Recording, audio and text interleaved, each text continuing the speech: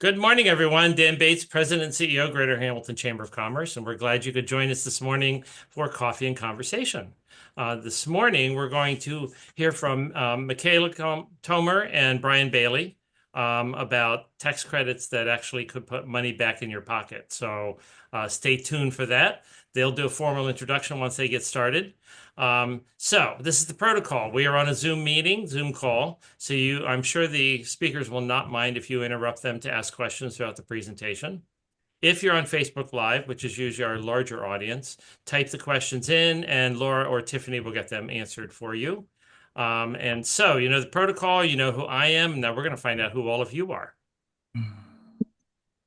All right, thanks, Dan. I'll go first. I'm Tiffany Grubb, Director of Marketing with the Greater Hamilton Chamber. Let's go to Cindy. Hi, I'm Cindy Keidel with Keidel Coaching. Good morning, everyone. Thanks for being here. Sandy. Good morning, Sandy Kusnoff with Frank's Glass. Thanks, Sandy. Carrie. Hi, I'm Carrie Schultz. I'm at Sports to Encourage Low Income Families, which is SELF, and I do community relations. Thanks for being with us today, Carrie. And then I don't know how to pronounce it, but Lamech. Atlantic Mbise, and I am a fundraising consultant for nonprofits. Great, thanks for being here.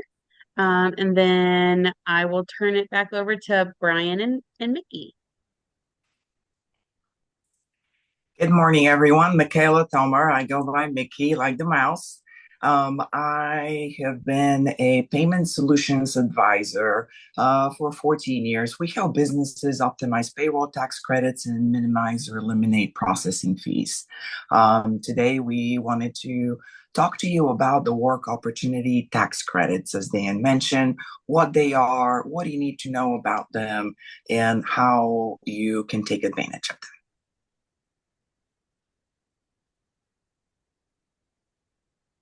My name is Brian Bailey. I'm also with Heartland. I've been with Heartland for 4 years, and I work side by side with Mickey every day to, like she said, streamline tax credits and optimize payroll and payment processing.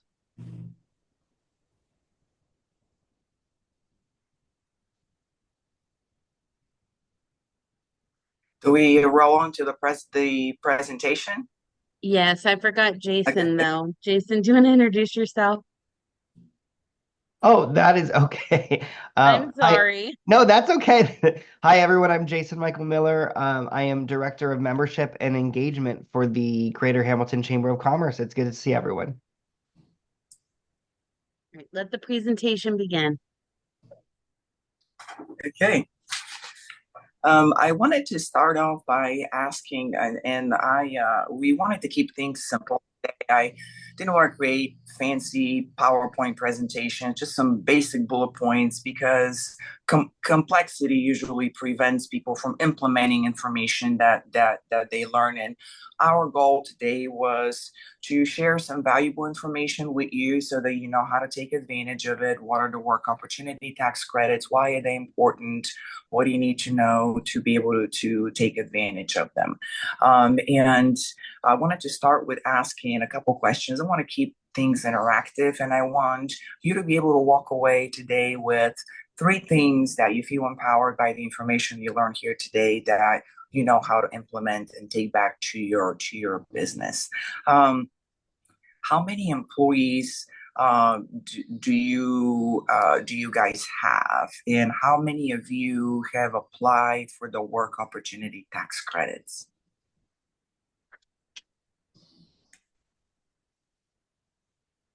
At the chamber, we have 6 employees. Okay, and have you guys ever screened and claimed and applied for the work opportunity tax credits if you had qualified applicants? Or no, we have not. Okay. Does anybody else wants to answer? Okay.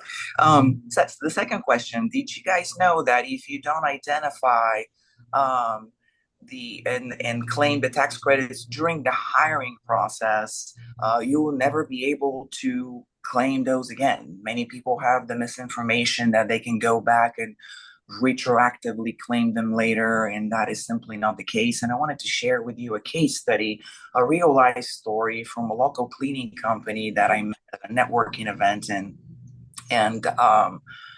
it's very applicable. She is a cleaning company, 450 employees, and she was a veteran herself. She was a Marine, very proud, and so she only hired Marines. And she's been with ADP for many years, the largest payroll company in North America. I'm sure everybody's heard about it. And so she was very confident that they were doing everything to take care of her, to make sure that every tax credits that she qualified for, they go in and get for her. So when she said to me that she exclusively hires veterans, I said, wow, what a great strategy. I'm seeing a lot of businesses are implementing this lately, and you must be taking advantage of the work opportunity tax credits. And she had this quizzical look in her face, and it's clearly was obvious that she's never heard about it. She assumed, and at this point she said, oh, I'm sure that they're taking care of it for me. So I explained to her how things work. And although we weren't able to go back and claim, because she lost nearly $500,000 in payroll tax credits, yes. And but we set her up for success in moving forward so that she's able to identify, claim, and file for those credits promptly, so this doesn't happen to her again. And this was a powerful example to me, and that's what I always like to share with people, because I encountered a lot of individuals like that. And in this case, it was a large number of employees, and a lot of businesses out there already hire people from these 10 different categories that qualify for the work opportunity tax credits. And that's why the chamber thought it was very important to partner with us to host the coffee and conversations to spread awareness about this. Did you know that only 33% of eligible businesses in North America actually claim and identify the work opportunity tax credits? Only 33%. Just think about this. And there's billions of dollars of unclaimed tax credits. And so that's what we're seeking to change today. And all this is because of lack of awareness from the business owners. They don't know about it. And how can you blame them? It's such a noisy, loud world, and new legislation and things come all the time. You have to be able to get reliable information from your providers. And unfortunately, most payroll companies do a poor job of providing that service. It's very labor intensive. There isn't a lot of profit in it. And so they just don't talk about it. So we're seeking to change that through the collaboration with the chamber so we can make a great impact on a local level. There is 10 different categories that 10 different targeted groups that qualify for the work opportunity tax credits. Some are youth employees, the qualified veterans, ex-felons, designated community residents, SNAP recipients, supplemental security income recipients, long-term family assistance, vocational rehabilitation referrals. So there's a group of people that qualify for this already, and a lot of industries hire from these pools already. So these work opportunity tax credits are more applicable. Based on the research, there's 8 different industries that benefit the most from the work opportunity tax credits, and we're just going to focus on those today. The largest one is the hospitality and restaurants, which the number one business in North America. We have a lot of those in Hamilton.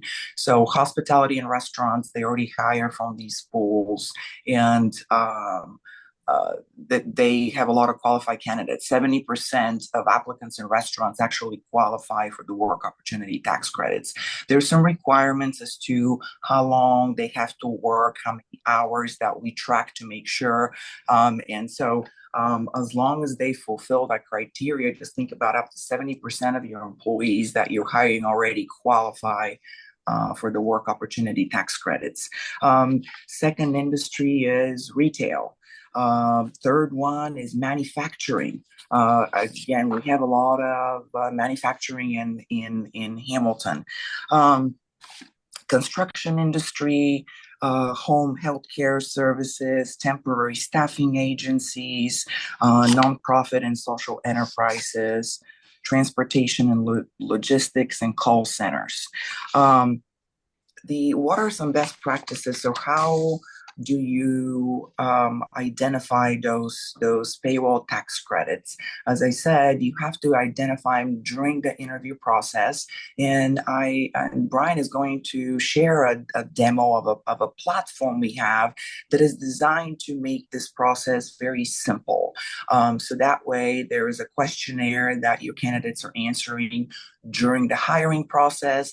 Based upon that, we determine how many, what is the amount of work opportunity tax credits that they qualify for, if any, and we report that back to you so that if you have 4 applicants you're considering, you could see how much of a credit each could potentially yield to you, and so that you can use that as you're making your decision as who to hire. Go ahead, Brian. Thank you, Mickey. Kind of as she said, so this was started by the Bill Clinton administration and the initiative to put America back to work. And every president has re-signed it since then, and it is still an active thing. Just on average, so this is a calculator that we have, that we do. So say you're a business owner. Is there any business owners out here that want to volunteer estimated new hires that they hire every year?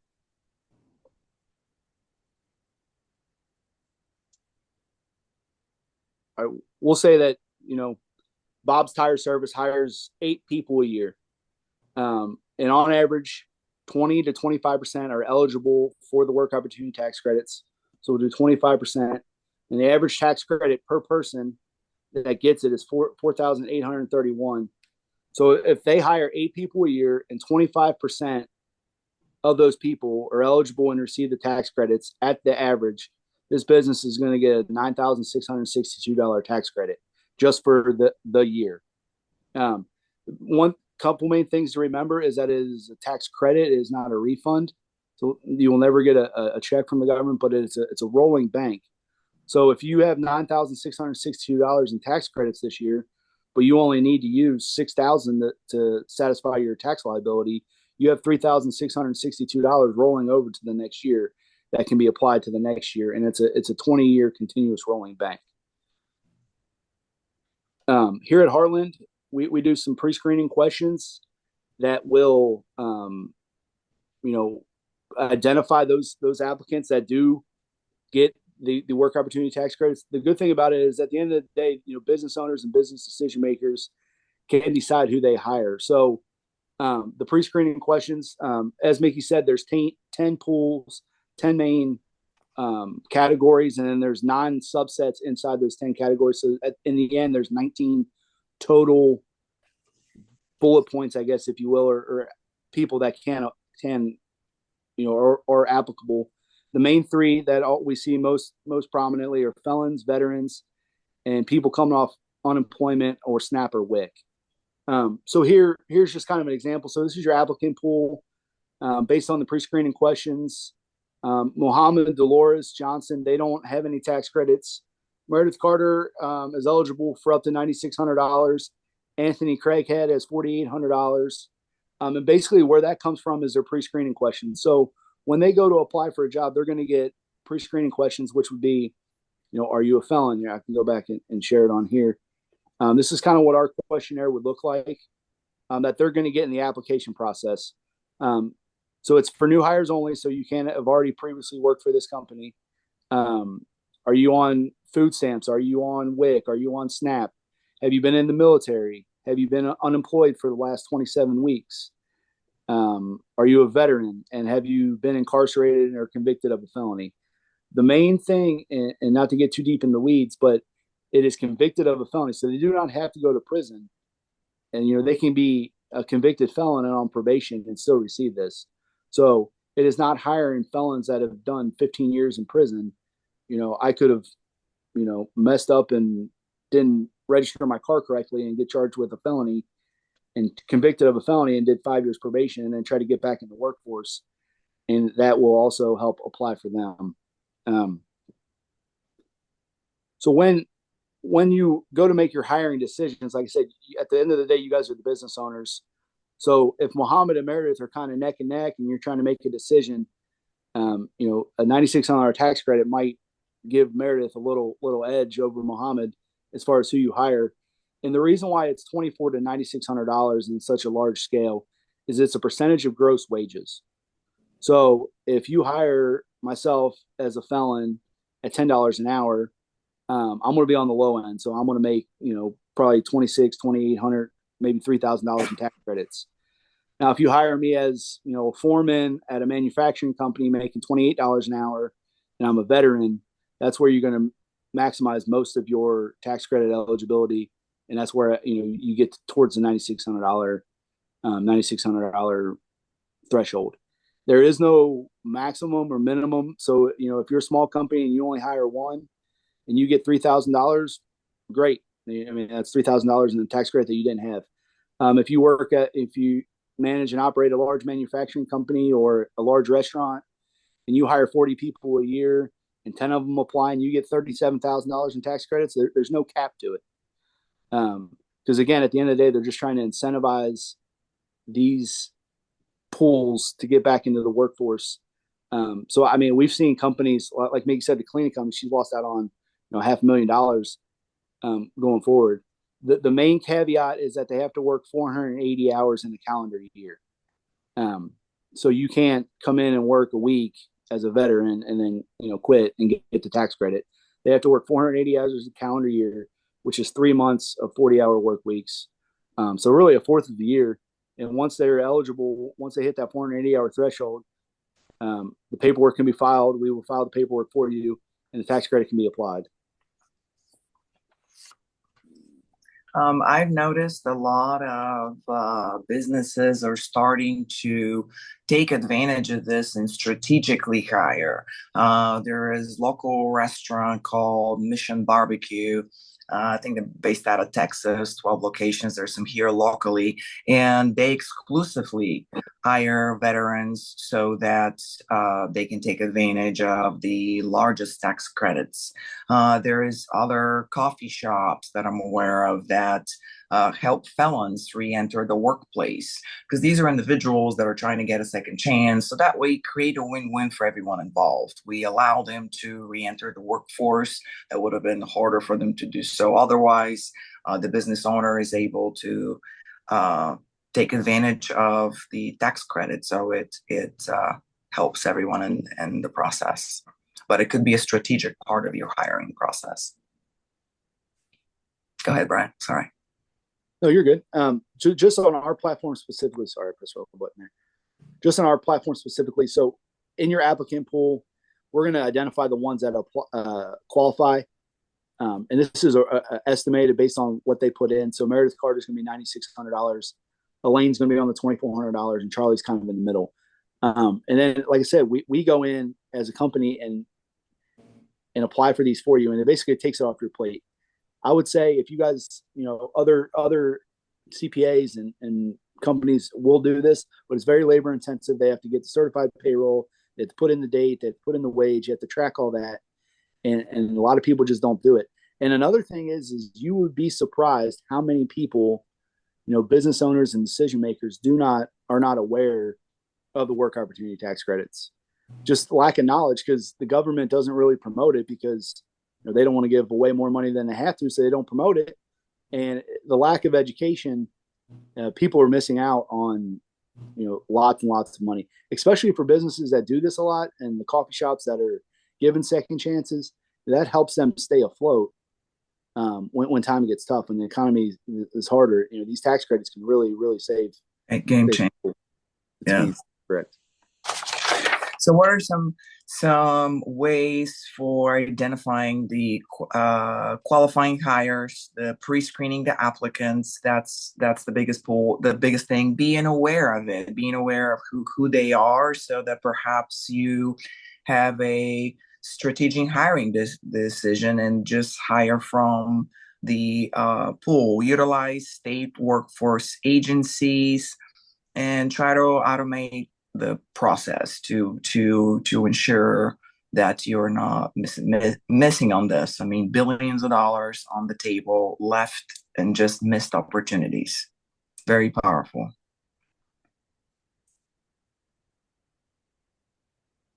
Does anybody have any questions on this section of it? I do. And maybe you said this and I missed it. It's 480 hours a year. Is that what it said? Correct. You have to work 480 hours in a calendar year to become eligible. Okay. So it's largely, I mean, it's not necessarily full time then. Correct. Once you hit the 480-hour threshold, you can submit the paperwork. So in a calendar year. So if you hire me on, November 13th and I start tomorrow, as soon as I work 480 hours, the business can file the pay or is eligible to get that tax credit. Does that make sense? yeah, but you have, so yeah, and I was under the misimpression they had to be full-time employees. So and that really is not how the calculation works. So my other question is, and I know you said this, I just want to reiterate, but it has to be done at hiring time. It can't be retroactive. Correct. It is only for new hires. Okay. Thank you. Yes, and that's why it's so important to pre-screen and to utilize these resources to be able to make sure that you capture these upfront and so that you can take advantage of it. Yes. So it wouldn't be a reason to hire somebody per se, but if two candidates are equal, it would be. Yes. Absolutely. Yes. Yep. Thanks. Thank you for the question. Best practices for maximizing payroll tax credits. Incorporate the pre-screening. Know the information, know if they qualify. And I know the 10 categories that we didn't highlight and a lot of people think that they don't qualify was the summer youth vocational employees. And a lot of times temporary for the summertime, businesses hire help and those would be in the group. So pre-screening, most important to make sure that you don't miss the information and you're able to identify them up front, because if you don't, you're not able to go back and claim those later. Have the procedures in place, track the hours, have ask your payroll company about it. They know about it. Just ask them to help you with the process. Some of them charge a percentage, some don't, but still, at the end of the day, is a lot of tax credits that could be impactful to your bottom line and taxable income. And even if you are to pay your CPA a little bit of a fee to get it processed, or the payroll company. So track the hours, incorporate the pre-screening, track the hours, have the processes in place to make sure that you capture it on the back end, and just review it regularly to make sure that you keep your finger on the pulse.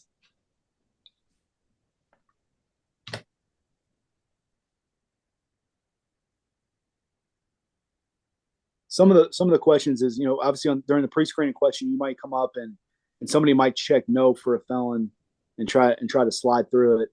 But obviously if you do a background check, it's going to come up. And if a business, advertises that we're a second chance employment opportunity place, you're going to have a lot of people that disclose this information. So, at the front, they might say, no, I'm not a veteran, or for whatever reason, but it's going to come out with pre-screening questions as far as background checks and stuff like that. Obviously, most people are proud to say that they're American veteran, as they should be. But a lot of people try to skirt around the felony thing and hope that, the general manager at Popeyes is not going to look into it. But at the end of the day, it's going to come out.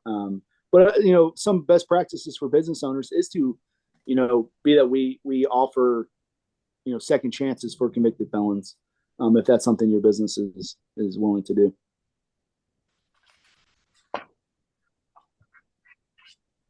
and there's not a category of felons.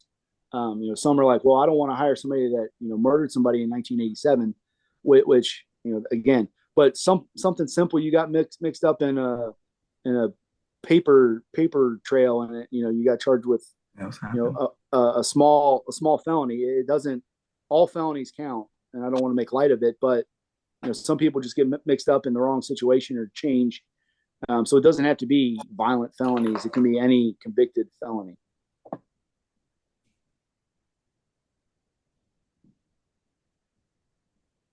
Any questions? I just put a question in the chat. So if an employee gains an employment opportunity with the work opportunity tax credits, and a company benefits from their tax credit, but let's say that employee leaves and goes to a different company, will that second company also benefit as well? Yes. Okay. Once the 480-hour threshold is met, because it's to keep them in the workforce. Now, obviously, they would be ineligible for the 26 weeks of unemployment if they're leaving a job to go to another job. But like a veteran, something like that, yes, it is continuous for every new business that hires that person. Okay, awesome. Thank you.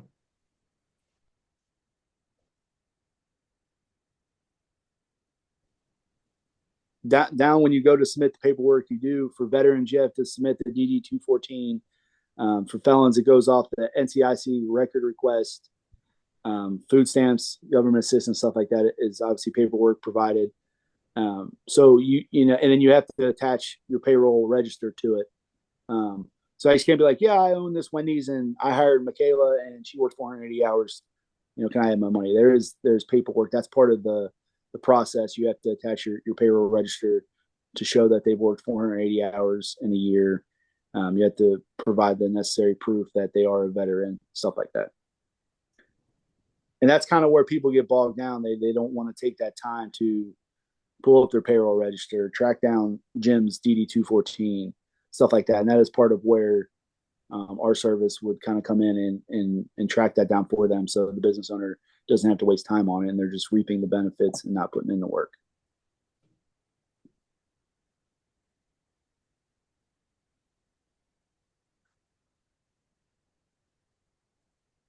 So then I have another question based on what you just said.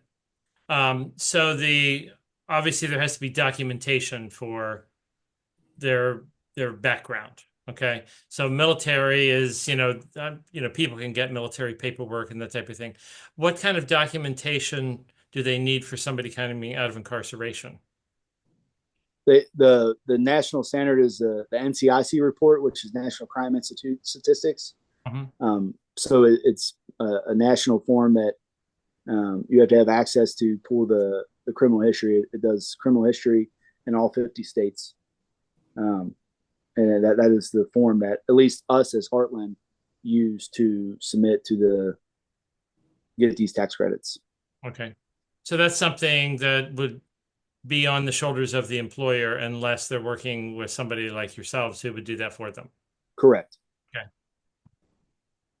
Yeah, you can't submit like a newspaper clipping that says, Bob robbed a bank. You have to, it's formal paperwork.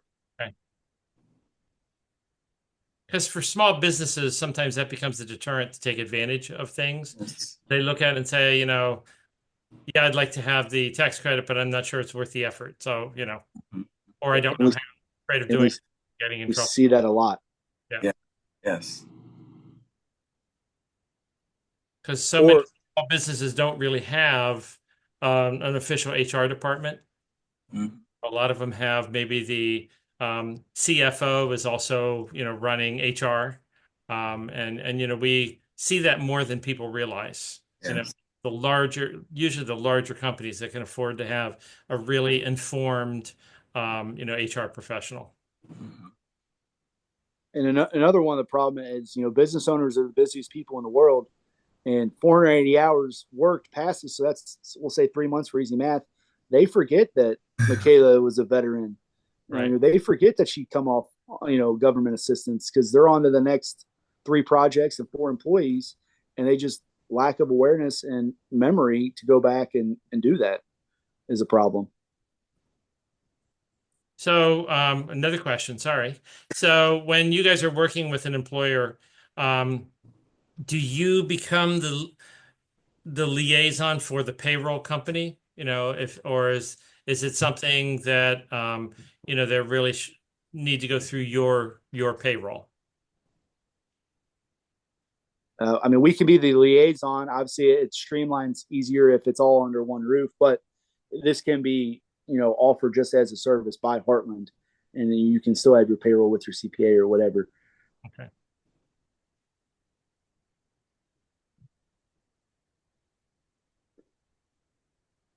We do all the legwork essentially, and then at the end of the day, basically wrap it up in a bow and hand it to the business owner and file it on their behalf. But you would also assist an employer with what questions need to be on their application. 100%. Okay. And if they utilize our services, we already have it all filled out. So, if they have our hiring platform or use our onboarding, we would automatically screen all their new hires. I can't speak for other payroll companies or CPAs or stuff like that, but I know for 1000%, if you utilize Heartland's and our tools, that is part of our package to screen all new hires.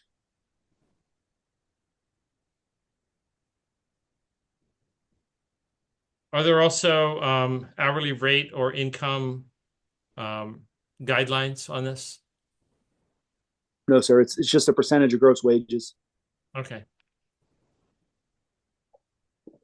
That was another thing I misunderstood, because I thought that it was calculated on like some percentage of poverty level of income or something. So it's not. It's percentage of gross wages. So that's why it's the $2,400 to $9,600. If you bring me in at minimum wage to, work on the line at the restaurant, it's going to be near the lower end. But if, a manufacturing company brings me in as a foreman at $70,000 a year, it's going to be on the higher end. That's why it's such a $2,400 to $9,600. It's percentage of gross wages. Cool. Good to know. I had a lot of misconceptions about this. Yeah. Yes, I have ma'am. a question. Is this a reoccurring tax credit or is this a 1 year? You can get it for every new hire. I don't know if I'm understanding exactly. Oh, okay. I'm saying, so what happens year 2 for someone who qualified year 1? Do they continue to get a tax credit with that employer if they continue to stay? No, ma'am. Okay. It's just 1 year. Yes, ma'am. Okay. So after 480 hours, you kind of qualify, and then that's done. For that employee, yes. For that employee. Okay. But if you hire 100 veterans, you can get 100 tax credits. Right. But it's one per person at that company. Right. And did you say, is this available in every state, or are there certain states that are not offering this? All 50 United States. Okay. Now, I like to point out that the main thing is that it's a rolling bank also. So if you're thinking, well, I'm going to get $40,000 in tax credits, I'll never use that. So for simple math, if business A's tax liability at the end of the year is $10,000 and they have $8,000 in tax credits built up, we would take the $8,000 that they have built up, apply it to their tax liability, and then business A owes the IRS $2,000 at the end of the year. On the flip side, if they owe $10,000 and they had $12,000 in tax credits built up, we're going to take the $10,000 out of tax credits that are built up, apply it to their tax liability, so now they owe zero, and then they're going to have $2,000 rolling over to the next year.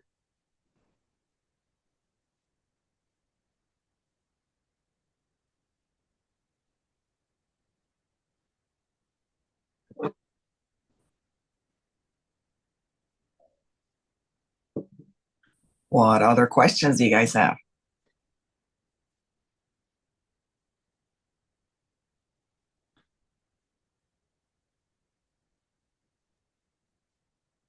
I think one more misconception is, you own Mickey's Boutique and you hire one person a year, two people a year. You're like, oh, I wouldn't, this isn't worth it for me. I don't, I'm not a large manufacturing that hires hundreds of people a year, which is wrong. Even if you hire one person a year and you don't do a lot of hiring, that one person gets it and you get $2,500. I don't know why you wouldn't take advantage of that. So people are like, oh, it doesn't apply to me because I don't, I'm just a small mom and pop. I don't hire that much. But it's every single new hire. Things happen, people change and go to different jobs. So you're always going to be hiring, even if you're not hiring. And this needs to be on the front of your mind to take advantage of it.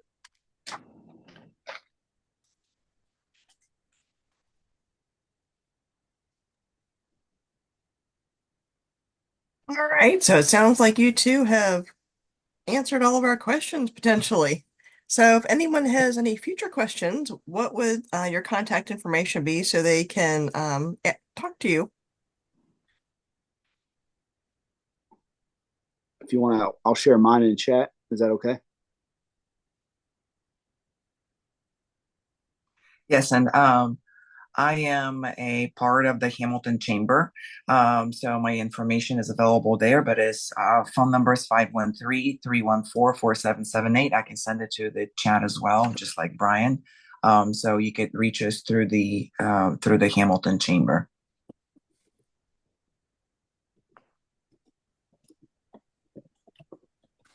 That is awesome. So thank you too. We appreciate you taking some time to share with us today. So I see Brian's got his info in there. Nikki will be adding hers. Good to see you two again. We will have coffee and conversations. We're scheduled for Tuesday, November 26th. So you can always join us live. We're on Facebook. We will also record and put on our YouTube channel. So you can always resource past coffee and conversations on Facebook or YouTube. So anybody else have any last questions for Mickey or Brian? I don't have a last question. I just have a statement. Okay. Mickey and Brian are also continuing to educate us on different topics like this in our e-newsletter. So make sure you pay attention. This is the kind of stuff that nobody knows about, nobody wants to talk about, but then they find out that it could actually save them money. So, continue tuning in with this and make sure you read the e-newsletter because I know, Mickey, you've been submitting articles to that too. So I think this was great information today. Thank you. Perfect. Thank you. All right. Sounds great. So we'll see everybody in a couple weeks. Thanks so Have a great much. day. Bye.